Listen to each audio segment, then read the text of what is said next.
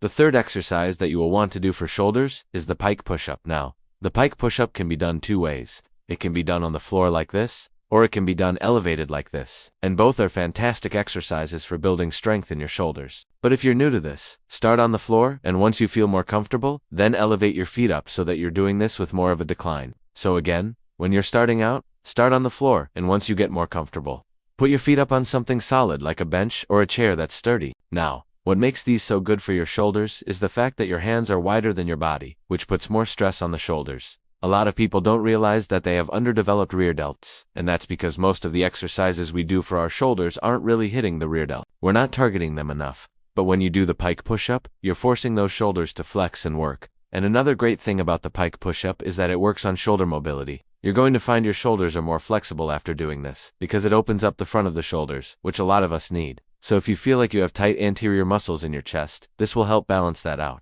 And the last thing is that it builds tricep strength.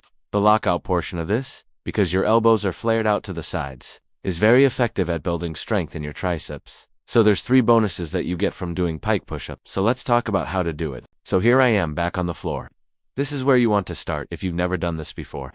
Hands turned out slightly wider than shoulder width apart. If you're struggling to balance, you can actually put one hand down, turn around and do this one-handed. That'll be a little bit harder. So if you're struggling to balance, put your other hand down.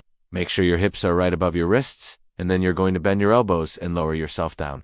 Don't go so far that your chest hits the ground, because then you won't be able to come back up, but lower yourself until you feel your shoulders flexing, and then press into your palms to come back up. So important things to remember with this. Number 1, don't flare your elbows too wide because that puts unnecessary strain on your shoulders. Instead, think about keeping them close to your body, slightly out to the sides, but imagine you're squeezing a pencil between your elbows.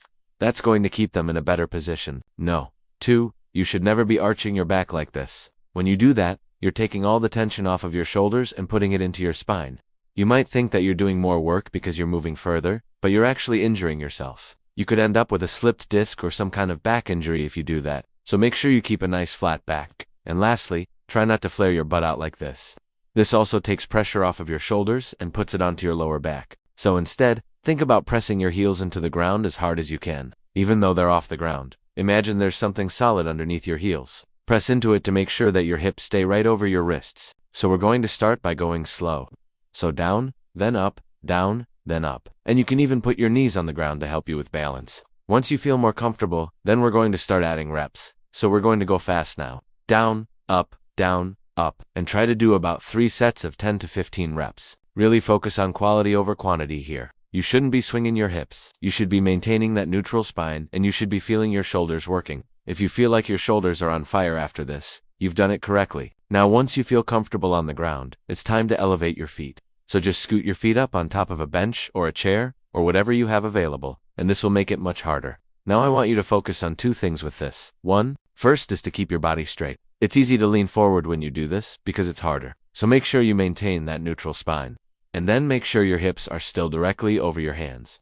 It's very easy to let your hips sag forward like this, but that puts your spine in a horrible position. So keep your hips in line with your shoulders. And then the second thing is, don't use your legs. So it's very tempting to do this. Because it's harder, you want to use momentum and bounce yourself up and down. But this isn't going to help you build strength, so make sure you keep your legs straight, just like you would with a regular push-up. Don't bend your knees. Keep your core tight and press into your hands to come back up. Then lower yourself back down slowly and with control.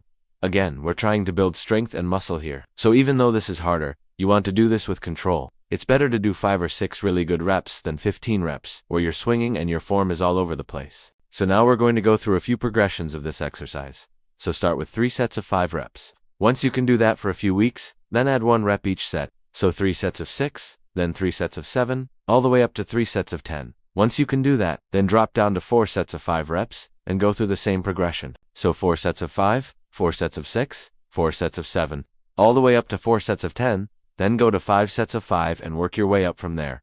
You should be able to track your progress on this.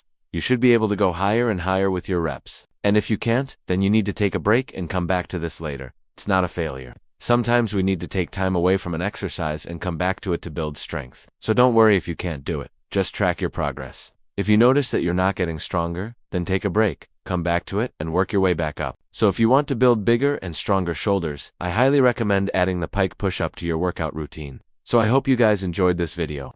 If you did, make sure you subscribe to the channel. Also, if you want to know exactly what I'm eating to build muscle, then click the link below. You can get my exact meal plan that I used to gain 20 pounds of muscle in 6 months. All you have to do is click the link below, enter your email address, and you're all set. My meal plan is a done-for-you system, so all you have to do is follow it. It comes with a full video walkthrough so that you know exactly what you're doing every day. And then it has a grocery list and a recipe book included, so you don't have to spend hours upon hours figuring out what to eat. It's super simple. I just want to make your life easier. So if you're interested in that, click the link below. It's only available for a few more days. But either way, guys, I appreciate you watching this video, and I'll see you soon.